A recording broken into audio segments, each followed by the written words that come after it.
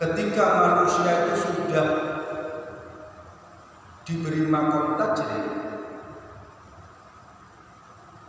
tentunya harus dinikmati, harus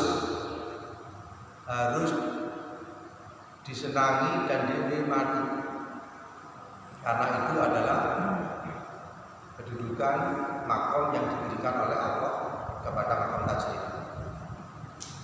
Begitu juga sebaliknya, ketika seseorang itu diberi Allah makom kasab atau sebab atau asbab, juga harus dilaksanakan sebaik mungkin, harus disyukuri, harus dinikmati, dan dioptimalkan sesuai dengan kedudukan masing-masing.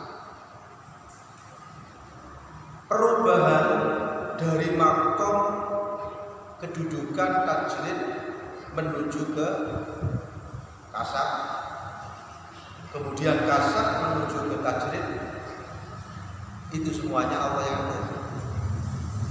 Sehingga ketika seseorang itu sudah diberi oleh Allah makom kasab, makom ikhtiar,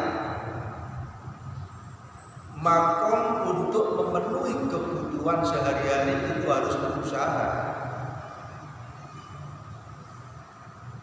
Kemudian dia ingin menuju kepada makom tajrid, itu adalah termasuk syahwat yang halus, minas syahwatil khafiyah.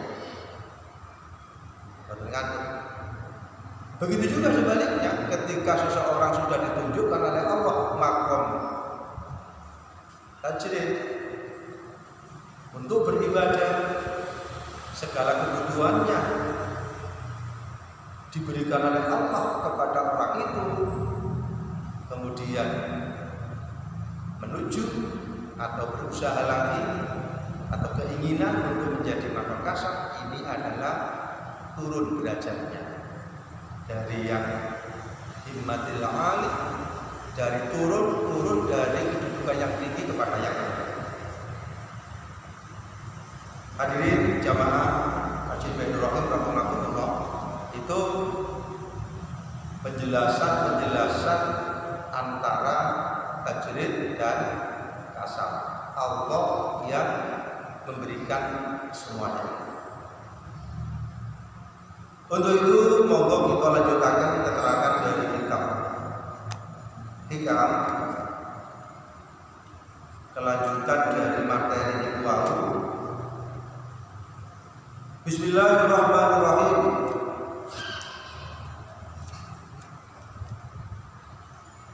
Sawa bikul himam la takhliqul aswar wal aqdar. Sawa bikul himam utawi bantere pira-pira sejo kuat ikulah riku ora bisa membedah, tidak bisa menerobos aswar aqdar ing pira-pira perkara kang sudah ditentukan oleh Allah. Hadhil hikmah utawi iki dawuh hikmah iku taklil kaya dadi taklil lima marang barang qabla kang tertinggal sadurunge hadhil hikmah wa tasluhu lan patut aidon kalimalin lima maring barang pada kang tertinggal sadurunge ing dalem sadurunge hikmah hadil hikmah ka'annahu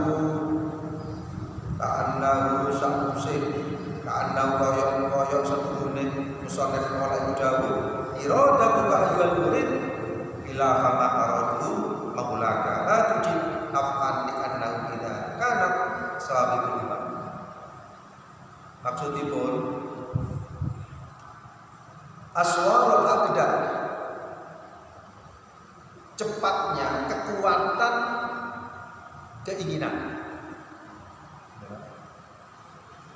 kekuatan cita-cita, kekuatan keinginan seseorang.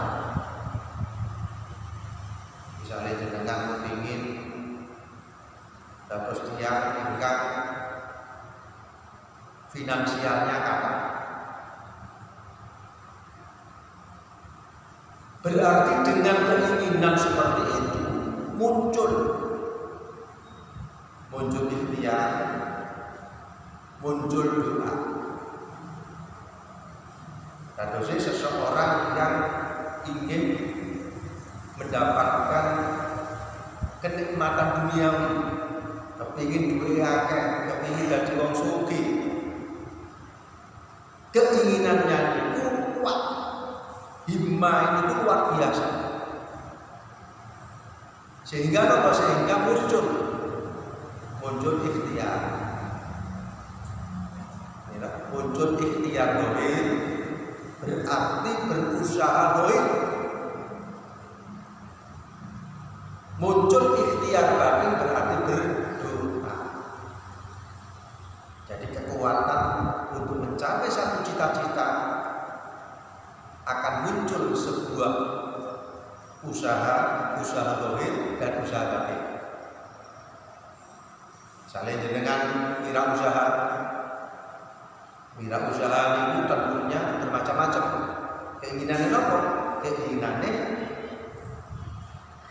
yang kuat supaya dados tiyang ingkang mempunyai satu finansial yang kata dadi wong sugih, akhirnya dengan kekuatan semangat yang tinggi di dalam dirinya itu muncul dua hal apa?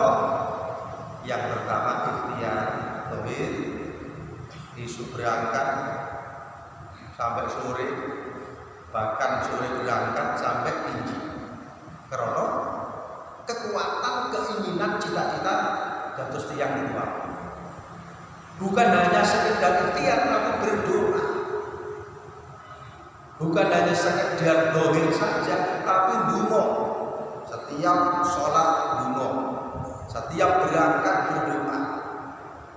Niku kekuatan aswarul aqdar, kekuatan yang mendalam di dalam cita-citanya niku wau. Kelanjutannya apa? Kekuatan yang luar biasa. Bikul himam la tahraqu, boten saged menembus,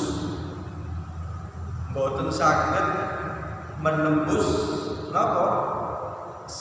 Boten saged menembus aswarul aqdar, pagar atau tirai atau dinding ketentuan Allah Subhanahu wa taala. Contohnya napa? Contohnya jenengan tiang 40 hari proses kejadian manusia melalui satu proses bertemunya antara sel laki betina dan sel laki-laki. 40 hari gitu. 40 hari ketiga. Setelah 40 hari ketiga 120 hari niku Allah nyuruh malaikat. Dulu malaikat apa? Ajale gitu. Meninggalnya sudah ditentukan. Rezekinya sudah ditentukan. Bahagia dan tidak bahagia sudah ditentukan. Jadi mulai sejak dalam kandungan itu pun ditentukan. Tiang niki bahagia napa mboten bahagia, tiang niki rezekine akeh mboten akeh niku pun ditentukan. Pramila teng mriki niku wau dipun jelasaken usaha yang kuat, semangat yang tinggi, zahir lan batin, menginginkan membentuk satu cita-cita supaya cita-cita terkabul. Usaha sing kados ngoten niku boten saged menembus dari takdirnya Allah, ketentuan Allah. Ya. Terus gunanya usaha nopo? Ketika usaha niku sesuai dengan kehendak Allah, berhasil. Misalnya jenengan nyambut damel, gitu, sudah dipersiapkan mulai dari sarana prasarananya, mulai dari modalnya ini nanti perkiraannya menghasilkan uang 100 juta. Akhirnya sudah dilakukan, ikhtiarnya sudah dilakukan, persiapan-persiapannya sudah dilakukan, administrasinya, begitu juga persyaratan yang lain, kemudian sudah dilakukan, akhirnya hasilnya tidak sesuai dengan apa yang diinginkan. Itu adalah merupakan rahmat, merupakan pemberian dari Allah. Jadi ikhtiar dohir niku memang disuruh oleh Allah, tetapi hasil sukses dan tidaknya itu hak prerogatif Allah.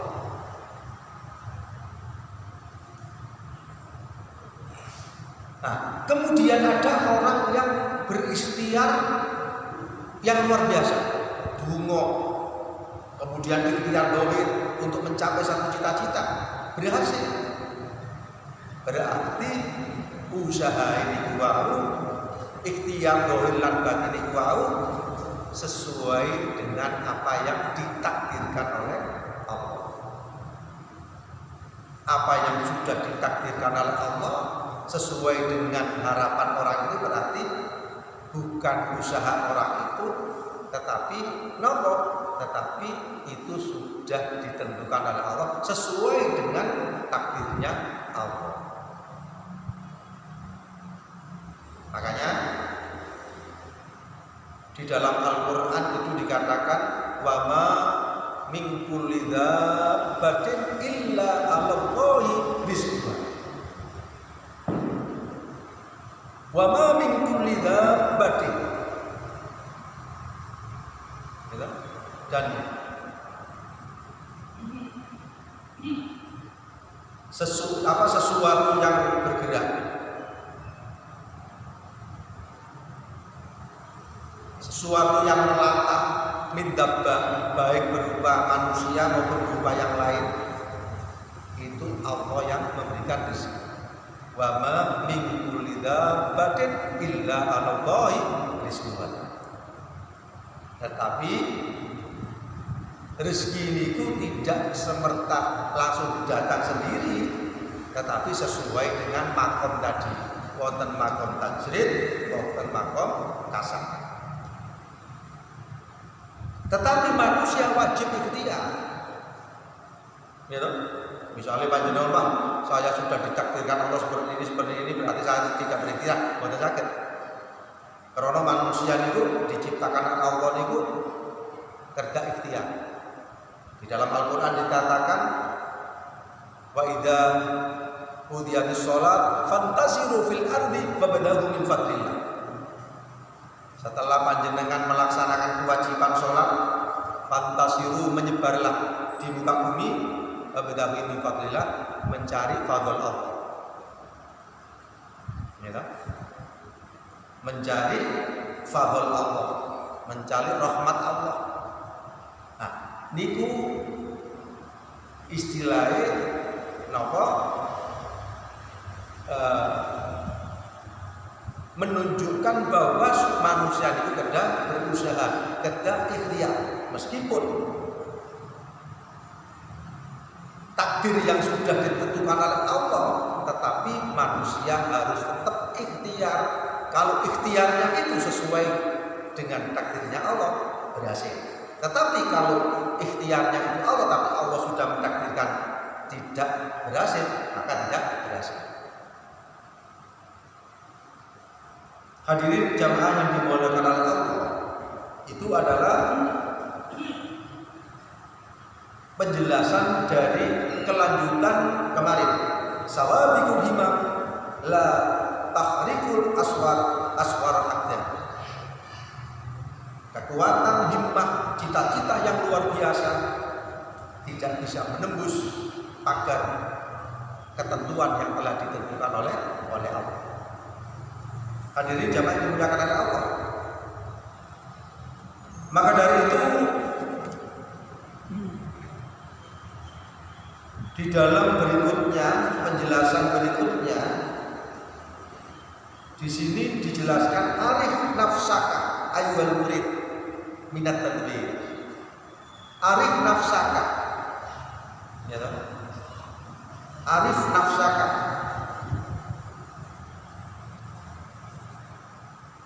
Ngepenak no sira. Nafsaka ing awakira ayyuhal murid, wahai murid. Napa murid niku? Ya toh? Murid niku seseorang yang beribadah kepada Allah tujuannya kepingin usul. Niku jenenge murid. Niku materi ingkang pertama niku. Wonten sejenenge murid, wonten sing jenenge abid, wonten sing jenenge makrifat. Murid niku seseorang yang beribadah kepada Allah, ya, mengoptimalkan ikhtiar dohir lan batin, tapi mempunyai satu tujuan, napa? Kepingin usul dumateng Allah. Niku jenenge murid.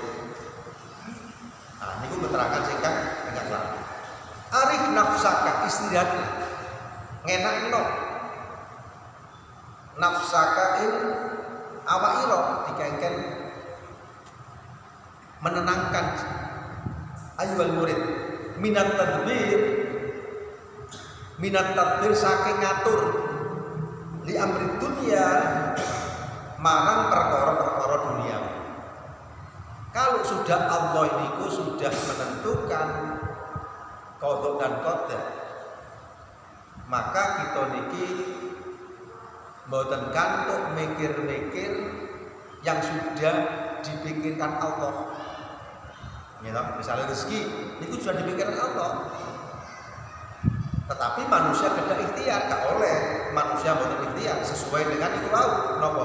Tajrid dan kasar. Meskipun sudah ditentukan oleh Allah dan sudah ada di dalam rukun iman, amantu billah wa malaikatihi wa kutubihi wa rusulihi wa bil khairi syarrihi khairihi wa syarrihi wa tu'mina khairihi wa syarrihi. Ingkang terakhir, rukun iman itu beriman kepada Allah, you know, beriman kepada takdir Allah, baik takdir niku sae lan boten sae. Wa tu'mina bil qadari khairihi wa syarrihi.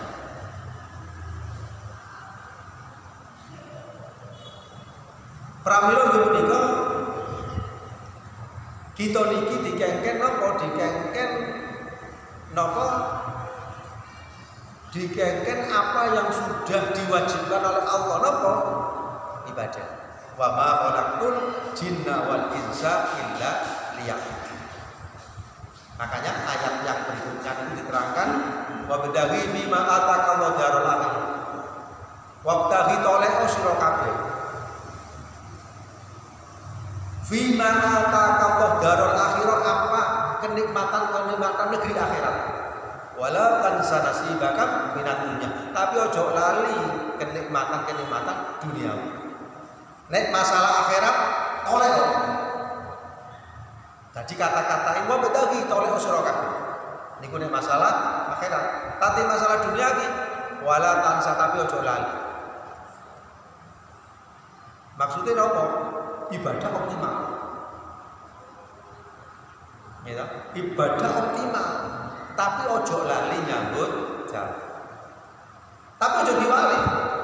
Nyambut gawe ini optimal berjam-jam, ibadahnya lali. Nyambut gawe ini 75%, tapi ibadahnya selalu persen. Mboten ngantuk. Ya toh? Nek menurut ayat niku wau ibadahnya optimal. Wa badaghi fi ma ataka wa darul akhirah. Ibadah wala tansa nasibaka minat, tapi ojo lali kamu mencari kenikmatan-kenikmatan dunia. Nah, maksudnya ibadah itu gitu, nyambut gawe sesuai dengan ketentuannya. Ojo sampai tinggal no sholat. Nek wis wong iku mang nyambut gawe gedhe sampai kelalekno sholat, berarti napa? Berarti tidak mengikuti petunjuk Allah. Akhirnya napa? Akhirnya hidupnya susah. Gitu. Makanya di dalam ayat yang lain dikatakan wa may yattaqillah yaj'al lahu makhraja wa yarzuqhu min haitsu la yahtasib.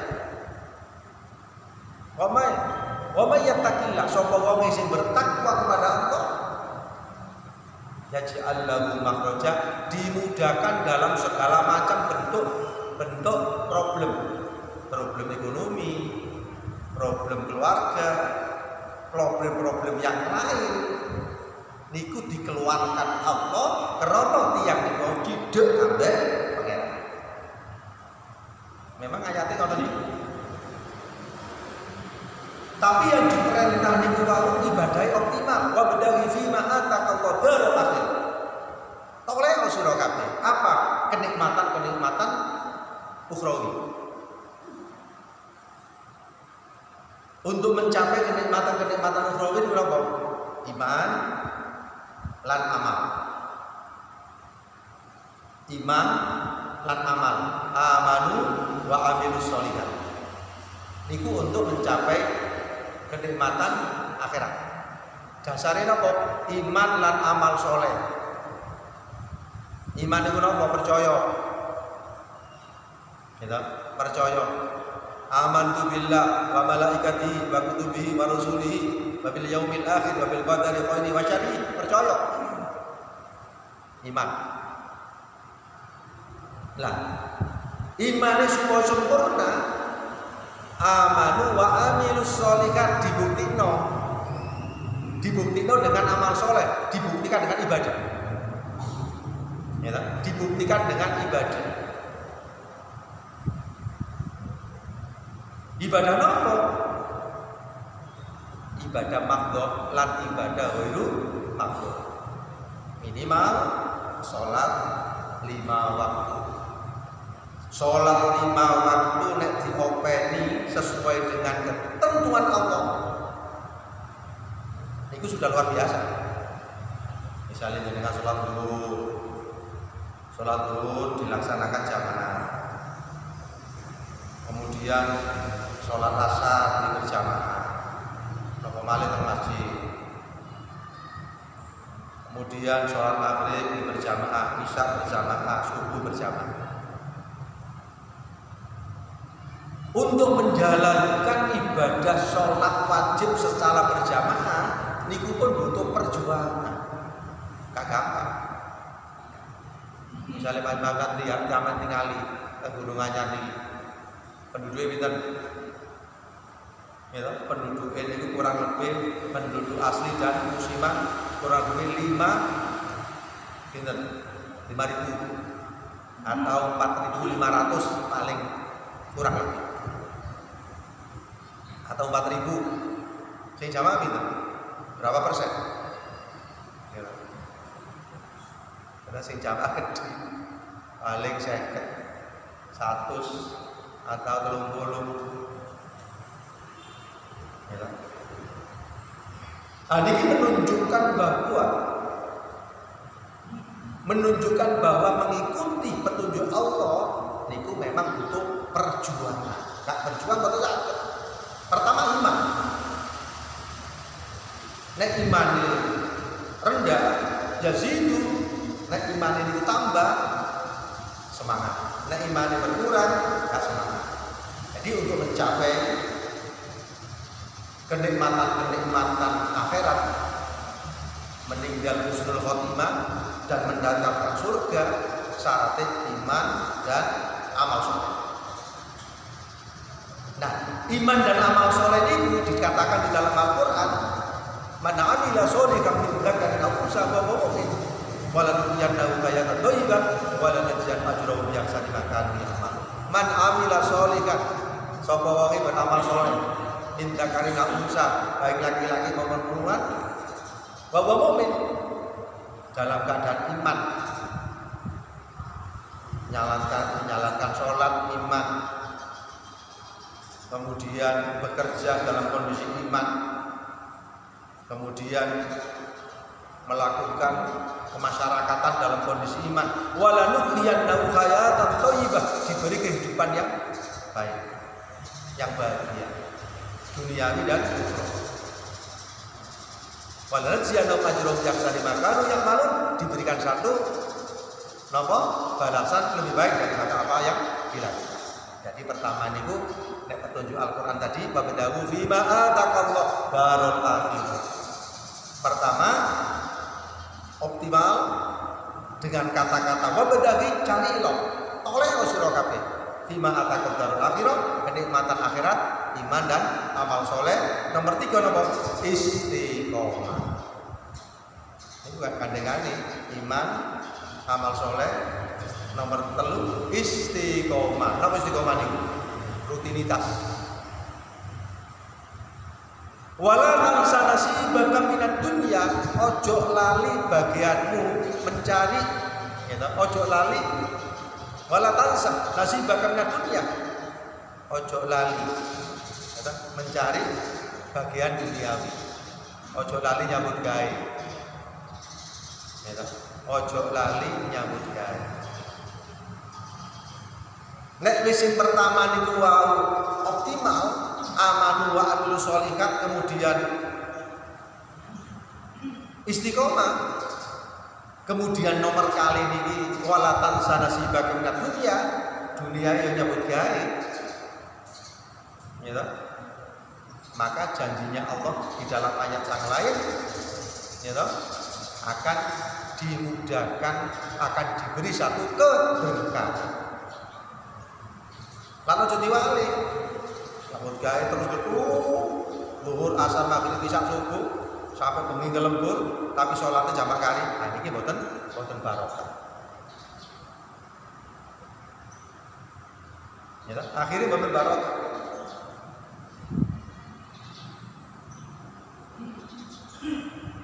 Makanya nopo sesuai kalian Allah menciptakan manungsa niku wau antara lain inggih punika wa ma khalaqtul jinna wal insa illa liya'budun. Aku ora nyiptakno jin lan manungsa kecuali kanggo ibadah. Nyambut gawe ibadah. Gitu. Ada yang istilahnya ibadah makhluk, ada yang namanya ibadah ghairu makhluk. Sesuai kalian nopo kedudukan Allah memberikan satu makom sesuai dengan kedudukan masing-masing. Makanya di sini diberikan satu ilmu di dalam kitab hikam niku wau, ada patokan-patokan, ada ketentuan-ketentuan yang harus diikuti dan harus dipatuhi sehingga seseorang niku boten dados tiyang ingkang napa? Boten dados tiyang ingkang Rasulullah. Ada 4 hal yang terjadi pada diri manusia. Gitu.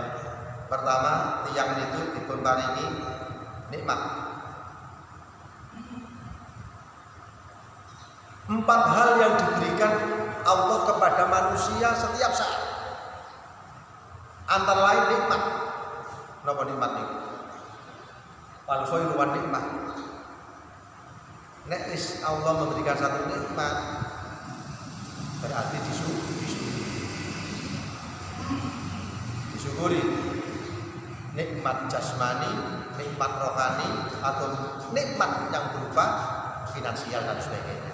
Niku kedah disyukuri. Wa in syakartum la azidannakum wa in kafartum in adzabi lasad.